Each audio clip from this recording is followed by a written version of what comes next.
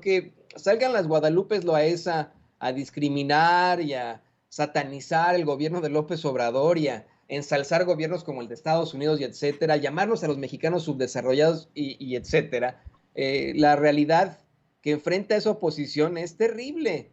En el último conteo que hace, el último estudio que hace Morning Consult es una empresa estadounidense, una empresa demoscópica estadounidense que cada semana da a conocer la aprobación que tienen los líderes del mundo.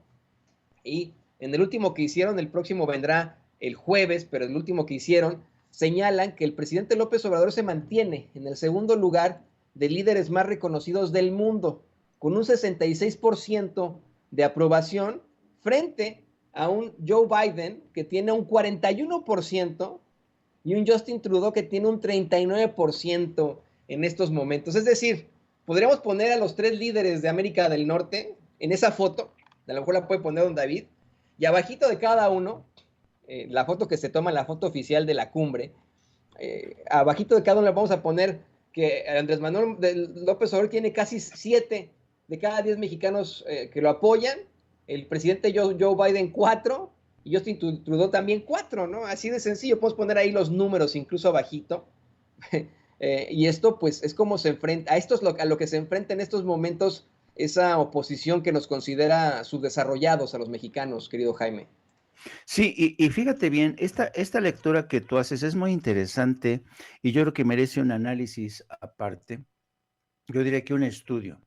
La gran pregunta es, ¿por qué Andrés Manuel López Obrador es un líder político tan popular? ¿Y por qué Joe Biden rara vez alcanza el 40% de aceptación? ¿Y por qué Justin Trudeau también tiene serios problemas de popularidad? ¿Por qué? Y yo creo que, fíjate lo interesante del caso. Andrés Manuel López Obrador es un hombre forjado en la lucha de muchos tiempos, se ha pateado todo el país. Es un hombre muy sensible a la opinión de la gente que ha vivido, que ha sufrido durante mucho tiempo la pobreza, la marginación, el odio clasista, el clasismo. Y también hay que decirlo, si hay algo que México tiene sumido en el subdesarrollo, ¿sabes qué es, Toño? Los medios de comunicación. Los medios de comunicación mexicano, eso sí que son subdesarrollados. Fíjate tú, yo soy un viejo periodista y me acuerdo que antes se prodigaba, antes los columnistas que tenía, por ejemplo, el Excelsior, eran Manuel Buendía, Miguel Ángel Granados Chapa. Pues, a ti te consta, tú viste también cómo se produjo ese cambio de piel en los medios mexicanos. Y ahora cualquier chango tiene su columna política en el Universal, Carlos Lore de Mola, Paula Rojas, en fin, todo mundo ya tiene su columna. Entonces ha habido un proceso de deterioro, de pauperización de la prensa mexicana que es así, está sumida en el subdesarrollo. Son pocas las excepciones realmente de medios que prodigan el periodismo independiente, el periodismo reflexivo. Ahí sí que estamos jodidos, querido Toño.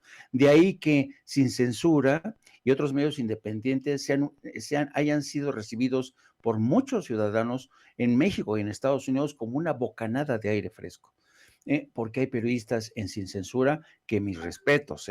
A ti te consta, querido Toño, tenemos periodistas en filas que realmente se lo trabajan acá en el cacumen, ¿no?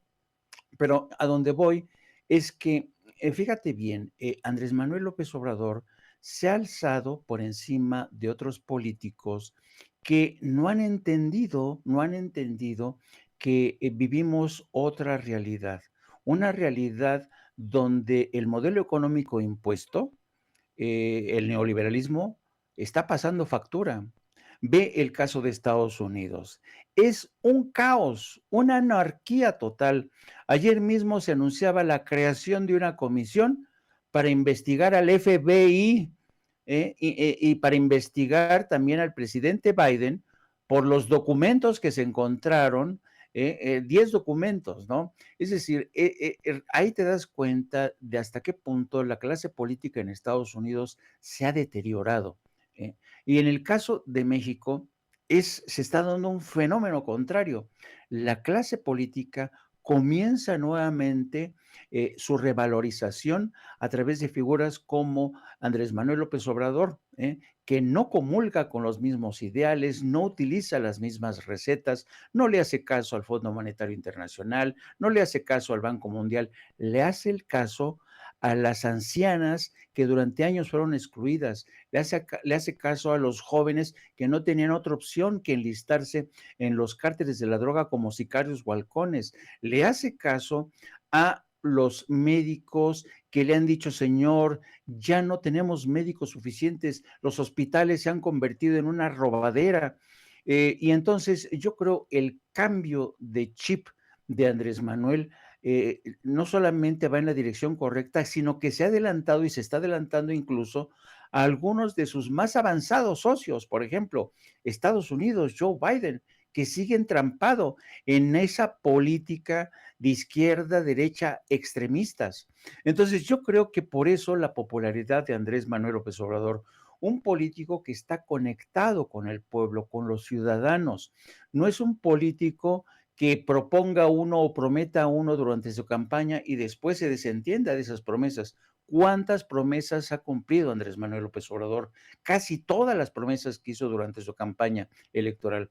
Entonces, de ahí la enorme popularidad. Y además una cosa muy interesante que Estados Unidos y Canadá tendrían que tener en cuenta.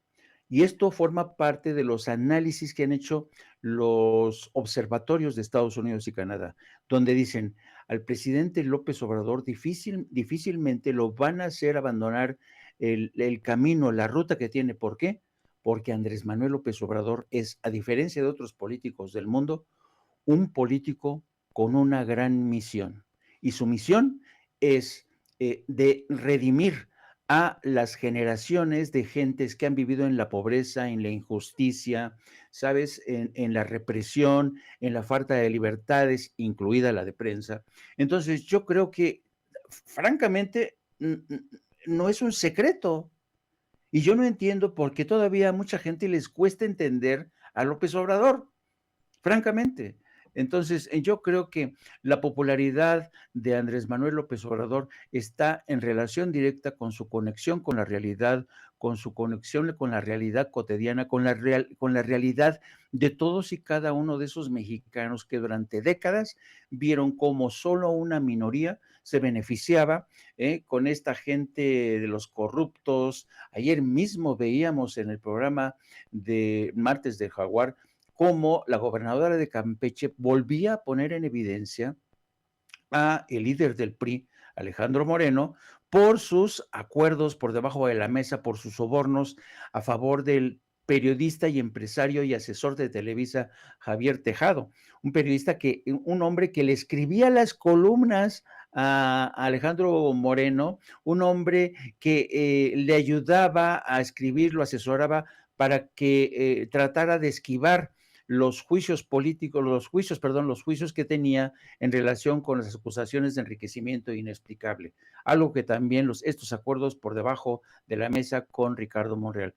Entonces, fíjate, cuando tenemos un presidente que hace esto, que pone la atención en los más desvalidos, cuando tenemos medios emergentes que están señalando los abusos del pasado, la caricatura de estos periodistas como Loret de Mola, que se decían corresponsales de guerra, pero que acudían a puro montaje, cuando veíamos a opinadores o intelectuales orgánicos que defendían los derechos de esa clase política y de la clase empresarial, pues ahora se explica uno por qué la gente ya no se chupa el dedo. La gente sabe que este gobierno ha llegado con una política distinta no solamente de la que practicaban sus antecesores en el cargo, sino distinta de países como Estados Unidos y Canadá, que ahora mismo, particularmente Estados Unidos, está viviendo un momento de definiciones, de crisis, de caos y de anarquía, querido Toño. Así es, y te pido, querido Jaime, que no te vayas todavía, que concluyamos esta conversación con un tema que está extremadamente fuerte, y le pido a don David que por